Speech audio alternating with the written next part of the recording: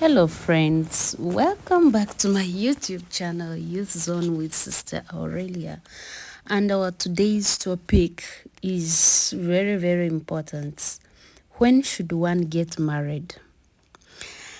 There comes a time, however, when normally the young person wants to get married. But when is the best time for this?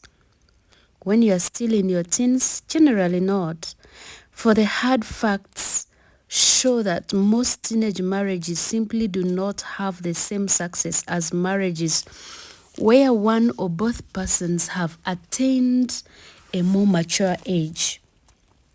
As one sociologist commented, research studies show that in general, teenage marriages are characterized by a high divorce or unhappiness rate compared with marriages at later age. On the other hand, there is no scriptural basis for rigidly ruling out all marriage among such younger persons. Generally, the law of the land grants the parents the right to exercise their mature judgment to decide what they believe will be the best interests of their children and lead to the greatest happiness and benefit for them.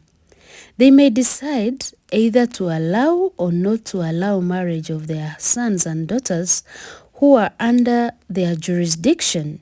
Certainly, the many problems of our times and the large percentage of marriage failures should cause them to exercise caution. And it should cause thinking young persons likewise to exercise caution rather than to marry in haste and repent at leisure. It is foolish to rush through the door just because it is open when you do not have any good idea of what is on the other side. Take your time. You don't have to rush things. Time will come and you will get married. And again, I ask another question. How do you choose a marriage partner? In some places, a young man is allowed to be with a girl only when at least one of the parents or some other older persons is present. In many Western lands, however, such young persons may often be together without a chaperone. The question is, then, where such wider area of freedom is permitted, what can a young person do to assure that courtship will lead to a truly happy and successful marriage? Freedom always brings with it responsibility. So if this question is one that you now face, you do well to keep in mind the fine principles set out in the Bible at Galatians chapter 5 verse 13. Here the Apostle Paul was of course speaking of the spiritual freedom that Christianity brought to those embracing it. But the principle applies to any kind of freedom, especially if we want our exercise of it to bring fine results and God's favor. The apostle writes, I quote, "You were of course called for freedom, brothers and sisters. Only do not use this freedom as an inducement for the flesh, but through love, slave for one another." Genuine love for God and for our neighbor, including the person we may be courting with, will help us to avoid using any freedom we have in a selfish, harmful way. Properly, courting should be carried on with marriage as its goal. So it should not begin before the person is ready to take on marriage responsibilities. Of course, you cannot know right at the start whether you want to marry a person or not. So it makes sense not to be too quick in settling your attention on any one individual. But this is no reason for carrying on courtships that amount to no more than a mere flirtation or a series of flirtations. Even if you are interested in someone, you would be wise for a while to try to keep your association with such one as merely part of a group in group activities. Why? Because in those circumstances, you can often get a better idea of what a person is really like.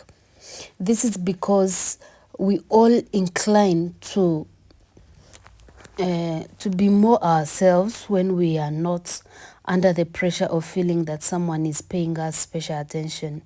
But when a couple separates from the group, the natural tendency from then on is to be what the other person wants you to be, even to mirror his or her likes and dislikes.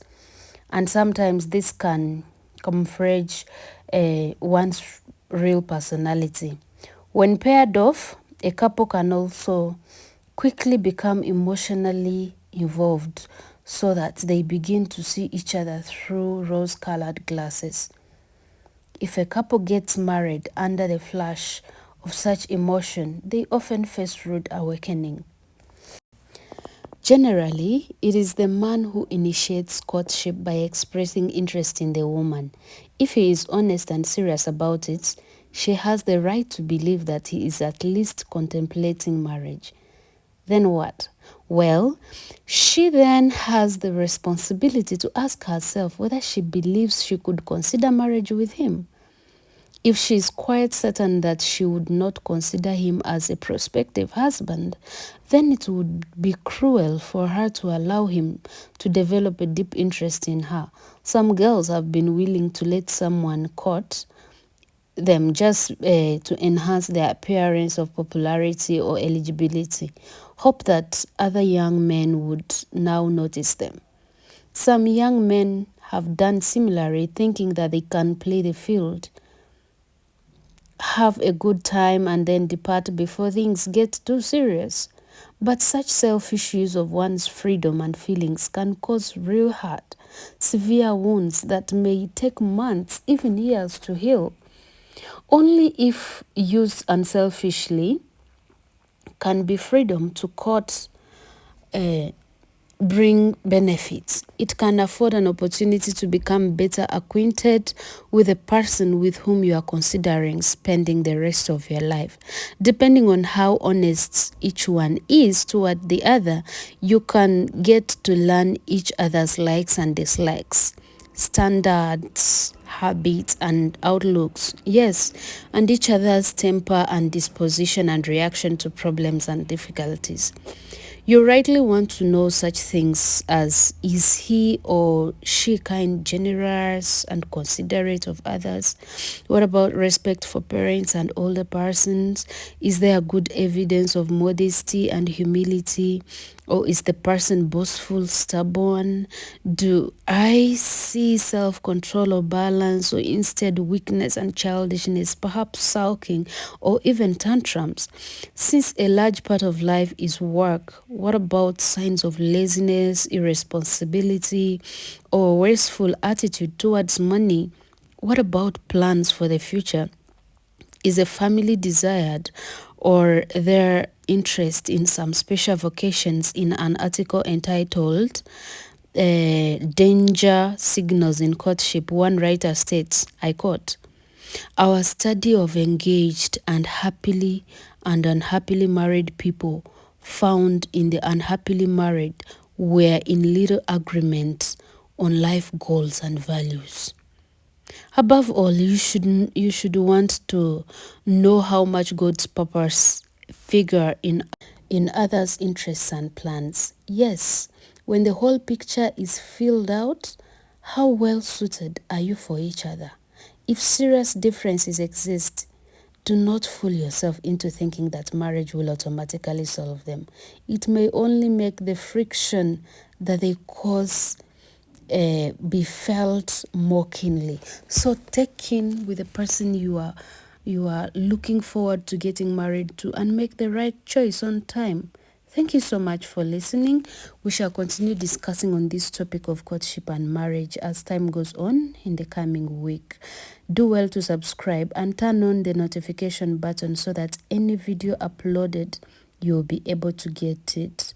And like, subscribe, comment, and share this video with the young people, especially those considering to get life partners. Bye bye. Have a nice weekend.